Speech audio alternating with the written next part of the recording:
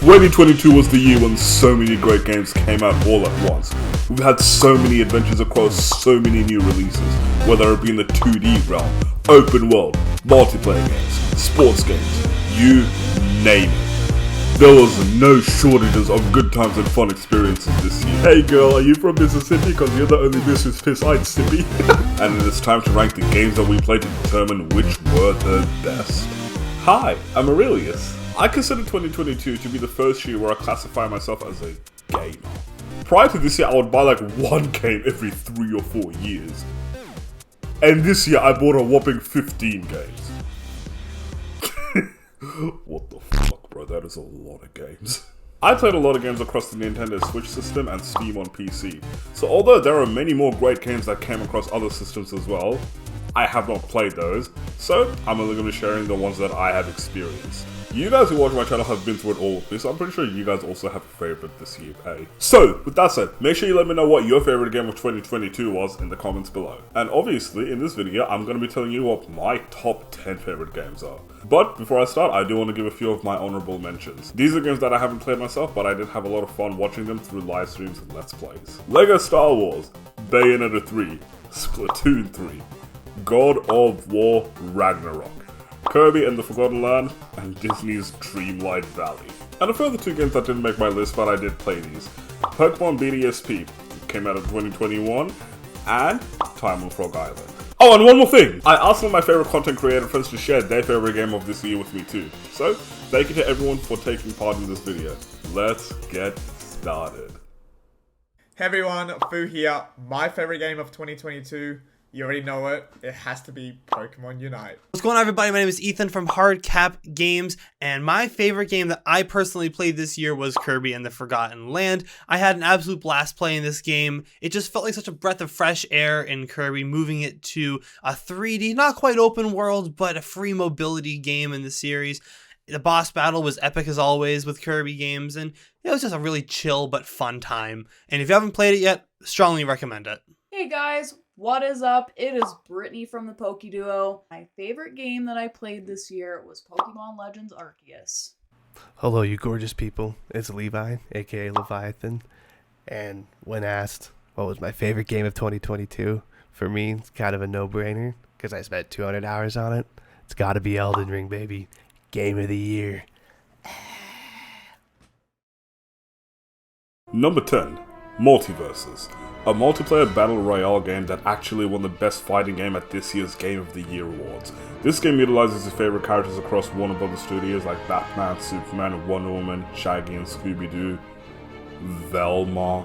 A very fun pastime if you like other fighting games like Street Fighter and Super Smash Bros. Number 9. Switch Sport. The highly coveted sequel to Wii Sport, which stole our hearts when we were younger. This game sees a lot of selection of sport that you can compete against with people around the world and your friends. I had a lot of fun with this game, and I will definitely be back to play the new Switch Sport Golf. Number 8. ENDLING. A Game for Change. This game explores the life of a mother fox who has to find ways to keep her pup safe and survive in a harsh and unforgiving world that is being destroyed by humans.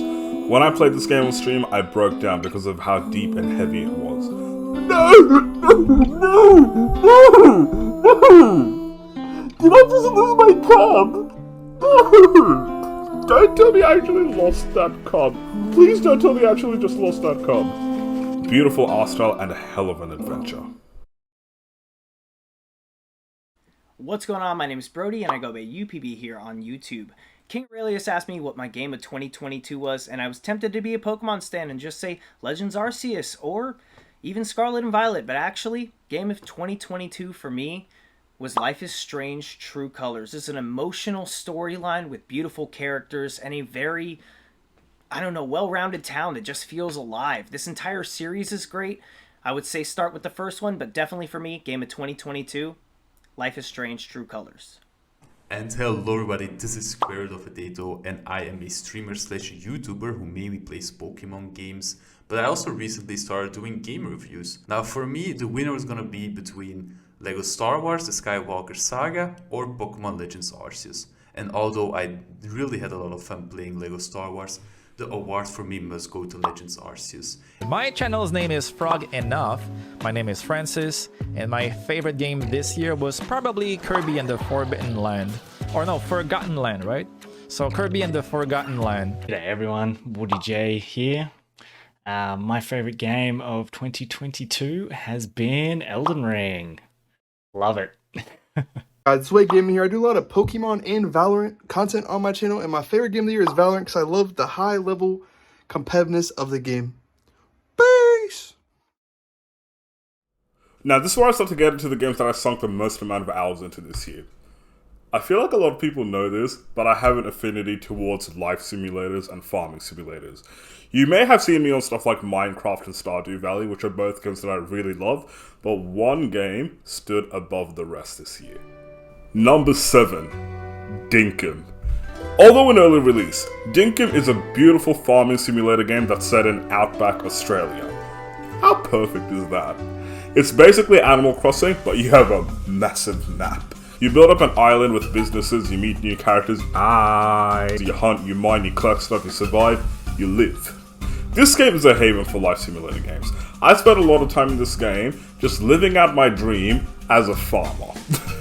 Oh, and killing crocodiles was literally the best thing ever by far in this game. I'm becoming a professional crocodile killer. See how good I'm getting at this game?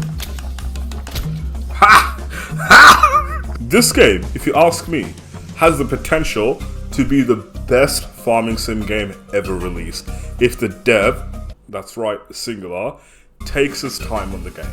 Number 6, SIFU. This was the last game that I played on stream in 2022. And let me just say, this game is insane.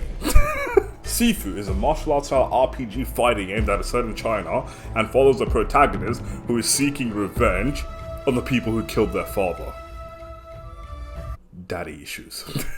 This game actually got nominated in this year's Game of the Year awards for Best Action and Best Fighting Game, and rightfully so. It is an amazing game. In fact, I would argue that this game got robbed of the Best Fighting Game of the Year. SIFU has an absolutely wonderful art style, brilliant visuals, and absolutely insane action. I played every level over and over again, trying to get things absolutely perfect.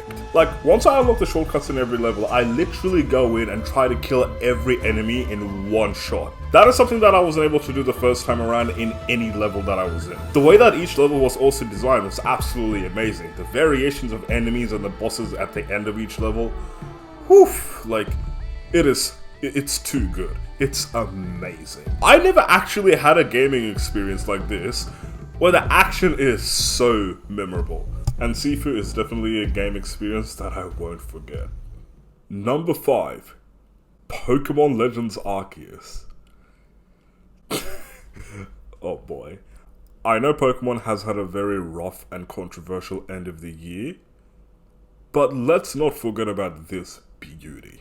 Going into the future, I have absolutely no issue admitting that this is the best Pokemon game I've ever played. I spent the most amount of time playing this game compared to every other game this year. Yes, it has a few shortcomings. Yes, I've had a very rocky relationship with this game. But that doesn't take away from how amazing the game actually is. The lore is absolutely amazing, the characters are so good, the world is breathtaking, the story is amazing, the grind to finish the game is awesome, the longevity of the game too. You never run out of things to do in this game, and that says a lot for having this little amount of post-game compared to every other Pokemon game ever released. Pokemon Legends Arceus is truly a testament to what a Pokemon game can be. Don't close your eyes on Pokemon. Now, I'm gonna be real. These last couple of games that I mentioned blew me away. If you guys were here with me when I played these games, you would know how much each of these had an impact on me. I can pretty much rearrange these in any order, and I won't be able to complain about it. It would still feel right. But for this video, this is the order I decided to go with. Number 4, Silt. An absolutely amazing mystery puzzle solving game that is set underwater. When I first played this game, I had an absolute blast. This game puts you in the depths of the ocean in a very eerie vibe, where you have to navigate your way through various levels. The entire gimmick of the game is that you can possess sea creatures with different abilities, and it's up to you to utilize this gimmick to make your way through the levels. The game also barely has any music, which just adds to the eerie vibe.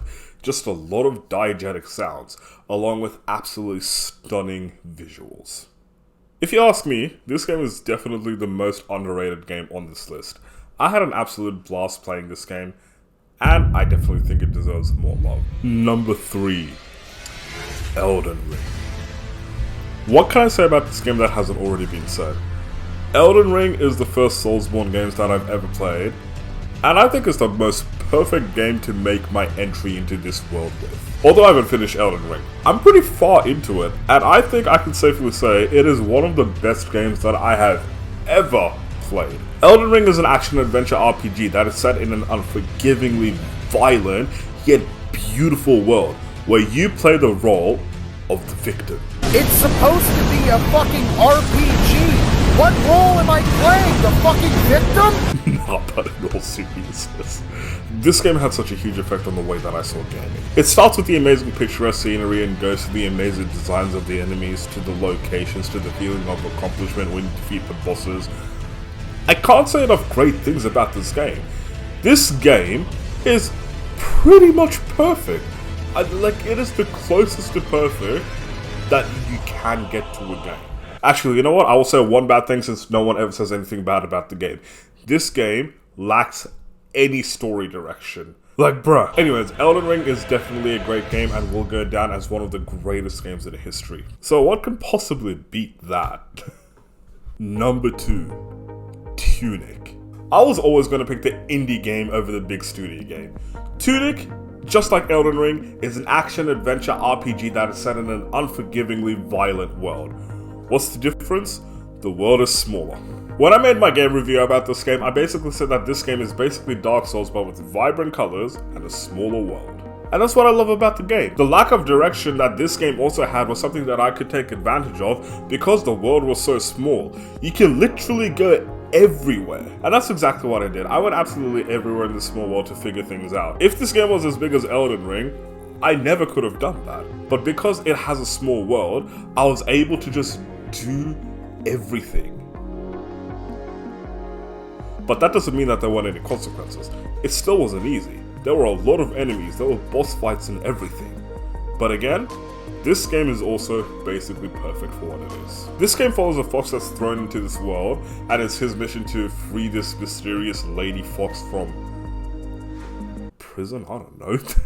TUNIC sees you go through a lot of beautifully designed mazes, which have you fighting villains and final bosses the entire way through, coupled with the absolutely amazing music. That is something you can't take lightly, by the way. The music in this game is absolutely amazing. Again, this is also another game that I can't say enough good things about. It's also another complete package when it comes to the gaming experience. You don't get games like this often, so when they come to you, you better enjoy it. Hi, my name is Liz Salty Onion, and my personal game of the year was actually Elden Ring. I spent like 124 hours into the game itself, and I'm going to be spending so much more time into it whenever the DLC drops. But a super close second to game of the year for me was also Cult of the Lamb. I'd have to say that I probably have enjoyed Scarlet and Violet the most this year as far as new games go. Playing with friends is great.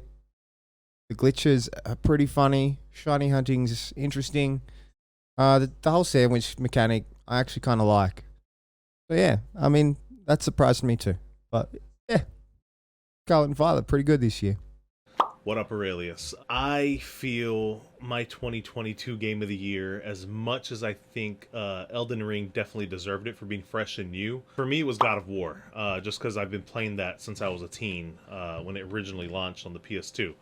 But a big contender for me, and I didn't expect this, and this came out a month ago, was a survival horror game called Signalis, which is like a pixel art 2D top-down tank control game. You can also play in modern controls, but basically it's like a hybrid of like Metal Gear, Resident Evil, Fear Effect, Dino Crisis gameplay, with a modern twist. So like it was a big throwback to me also. So I haven't played Elden Ring. I know I'm gonna like it. The only reason I don't play it or haven't played it yet is because of the amount of time I know I'm gonna sink into it. But for sure, games that I actually played this year, I want to say God of War is gonna be that title. Number 1. Stray. We knew this was coming. Stray is an adventure RPG that follows a cat that falls into a mysterious world of robots and needs to get out. People think that this game is just about being a cat, but it is so much more than that. Stray has absolutely amazing world building, deep messages about society and different classes, characters that leave an impact on you, quests that take advantage of the whole curious cat thing. Again, another game that I can just not say enough good things about. There are so many good things about this game, and I can just keep naming them. You get completely lost in this game and it's well because of how amazing the atmosphere is in this game. There is so much to do. Once you run out of things to do, you just want to do it over again, or you just want to go somewhere else where there is more things to do. Like I said, this curious cat thing, they take really good advantage of that. So there you go, Stray is my game of the year, and dare I say, probably the best game that I ever played, my favorite game ever. The experience that I had with this game is unmatched. I've gone back to play it multiple times, and I've never got bored of it. I will probably play it more in the future too. So, there you go. And that's it. That's my top 10 games of 2022. I want to give a massive thanks to all the creators who are also a part of this video. I'll be linking each and every one of their channels and accounts in the description below. So, make sure you go follow them on Twitch and subscribe to them on YouTube. So, did your favorite game make it onto the list? Did one of my favorites make it on yours? Let me know. I've had a lot of fun making this video and just making content this year altogether. It's been a very fun experience. So thank you for sticking with me and thank you for watching this video. I will catch you in the new year. Take care everyone. See ya.